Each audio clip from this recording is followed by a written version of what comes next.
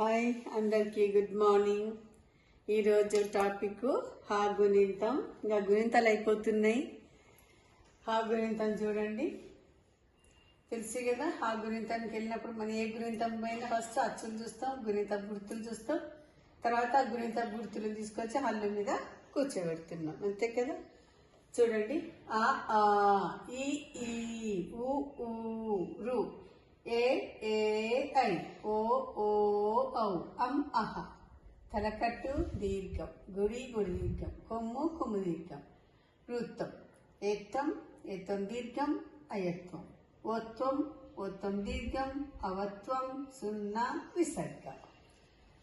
అ ఆ హ హ ఇ ఈ హి హి ఉ ఊ హు హూ రు ఫ్రు ఏ A I hey hey high ఓ ఓ ఔ హో హో హౌ అం హం. చూద్దాం. హొయలు అంటే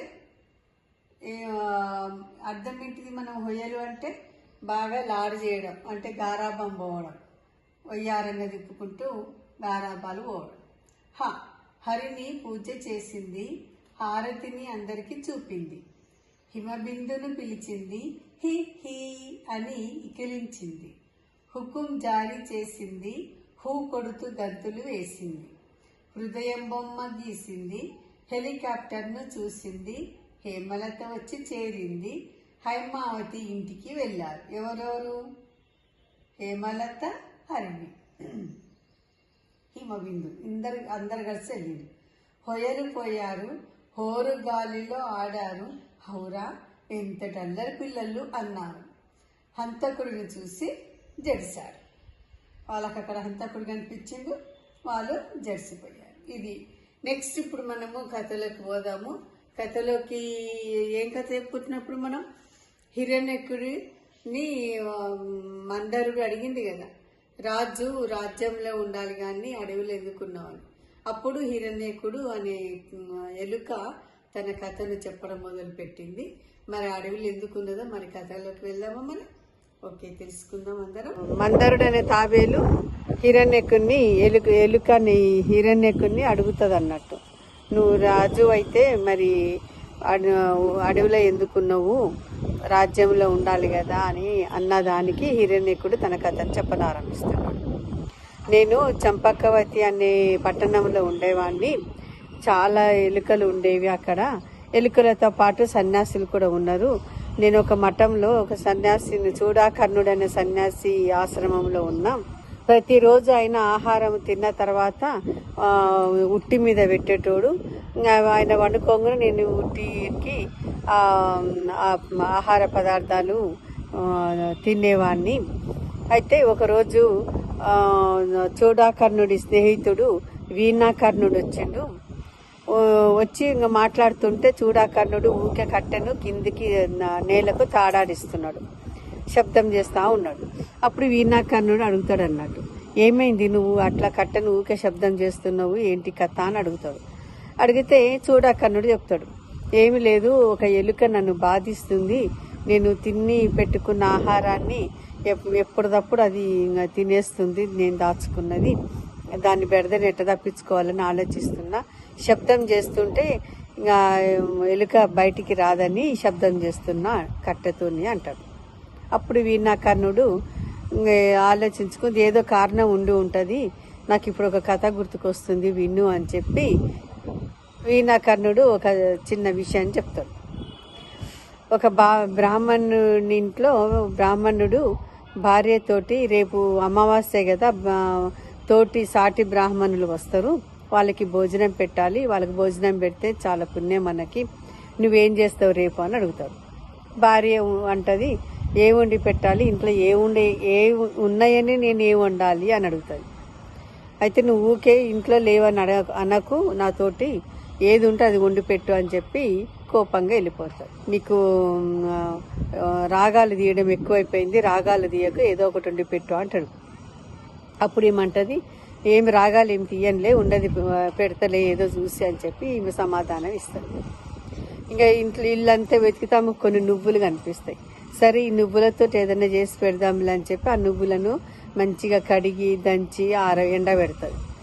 ఎండబెడితే ఇక అది కోడి చూస్తుంది. కోడి వచ్చి దాన్ని అంతా కెలుకుతుంది. ఇంకా కెలికేసరికి ఈమె చూస్తుంది, అయ్యో కోడి కెలికినవి మరి బ్రాహ్మణులకు పెట్టడానికి పనికి రాదు కదా, ఇప్పుడు ఏం చేయాలని చెప్పి భర్తతో అంటది. నువ్వు తెలివి బుర్ర ఉపయోగించు, ఎక్కడైనా అడిగిరాపో బదులు తీసుకో, ఇవి వాళ్ళకిచ్చి ముడి నువ్వులు తెచ్చుకోపో అని చెప్పి భర్త అంటాడు. అప్పుడు ఆమె ఏం చేస్తుంది, ఇక పక్కింటికి వెళ్ళి అడుగుతుంది, నేను ఇట్లా దంచి ఎండబెట్టిన నువ్వులు ఉన్నాయి, ఇవి తీసుకొని ముడి నువ్వులు నాకు పెట్టవా అని అడుగుతుంది. ఆమె సంతోషంగా లోపలికి పోతుంటే ఆమె భర్త ఏమంటాడంటే, ఆమె నువ్వులు కడిగి దంచి ఎండబెట్టిన నువ్వులు నీకు ఇస్తుంది, ముడి నువ్వులు తీసుకుంటుంది, ఏ కారణమై ఉంటుంది ఆలోచించవా నువ్వు అని చెప్పి భర్త అంటాడు. అయితే మరి ఆ కారణం ఆమె తెలుసుకున్నదా లేదా అనేది నేను వినలేదు, కానీ నాకు అప్పటి నుంచి అర్థమైపోయింది, ప్రతి దానికి ఏదో ఒక కారణం అయితే ఉంటుంది. ఎవరైనా బాధపడ్డా కోపంగా మాట్లాడినా దాని వెనకాల కారణం అయితే ఉంటుంది. ఆ కారణాన్ని మనం కనుక్కుంటే మనుషుల మధ్య ఎవ్వరి మధ్య కూడా తారతమ్యాలు రావు. ముందు మనం కారణం కనుక్కొని మసులుకోవాలి అని చెప్పి నేను అప్పటి నుంచి అర్థం చేసుకున్నా అని చెప్పి వీణాకర్ణుడు చెప్పి వెళ్ళిపోతాడు. అప్పుడు ఇంకా చూడాకర్ణుడు ఆలోచిస్తాడు, నిజమే మరి ఎలుక వచ్చి నా ఫుడ్ని రోజు తింటుందంటే దానికి కారణం ఏమై ఉంటుందో ఆలోచించాలని చెప్పి ఇక ఆలోచించి ఇక ఏం లేదు కలుగుని తీసి పడేద్దామని చెప్పి ఆ కలుగుని తవ్వుతాడు. కలుగుని తవ్వేసరికి ఏమవుతుంది, ఇక ఎలుక బాధపడుతుంది. ఆ లోపల మొత్తం ఫుడ్ చాలా దాచుకుంటుంది. అది పైన తిన్నది కాకుండా అంత రోజు తీసుకొచ్చి ఆ కలుగులో దాచిపెట్టుకుంటుంది. దీని ఆశ చూడు ఎంత ఉన్నదో, ఇంత ఫుడ్ దాచుకున్నది అది అని చెప్పి అదంతా పడేస్తాడు. అప్పుడు ఇంకా ఎలుక నీరసంగా తిరుగుతుంటుంది. అప్పుడు సన్యాసి అంటాడు ఎలుకతోటి, నీకు ఇప్పుడు డబ్బు లేదు కదా, డబ్బు అంటే నువ్వు దాచుకున్న తిండే, మరి నీకు తిండి లేదు కదా, నువ్వు ఎట్లయిపోయినావు చూడు నీరసంగా. మనిషికి ఎవరికైనా కానీ డబ్బు ఉండాలి, తినడానికి తిండి ఉండాలి, అవి లేకపోతే ఎవ్వరు నిన్ను లెక్క చేయరు, నీకు సమాజంలో గౌరవం ఉండదు. డబ్బు ఉంటేనే సగర్వంగా బతకొచ్చు, తర్వాత వాళ్ళకి ధైర్యం ఉంటుంది, ఆత్మవిశ్వాసం ఉంటుంది. డబ్బు లేకపోతే ఇవే ఉండవు, నిన్నెవ్వరు లెక్క చేయరు, నీ కడుపున పుట్టిన పిల్లలే నిన్ను లెక్క చేయరు డబ్బు లేకపోతే అని చెప్పి సన్యాసి దాంతో అంటాడు. అయినా కూడా ఉన్న ఇంటిని వదిలిపెట్టేదిగాక ఆ మఠాన్ని అంటి పెట్టుకొని ఉంటుంది. ఒకరోజు కోపం వస్తుంది సన్యాసికి. కోపం వచ్చి కర్రను తీసుకుపోయి దాని మీద వేస్తాడు, కర్రను విసురుతాడు. కొద్దిలో తప్పుతుంది.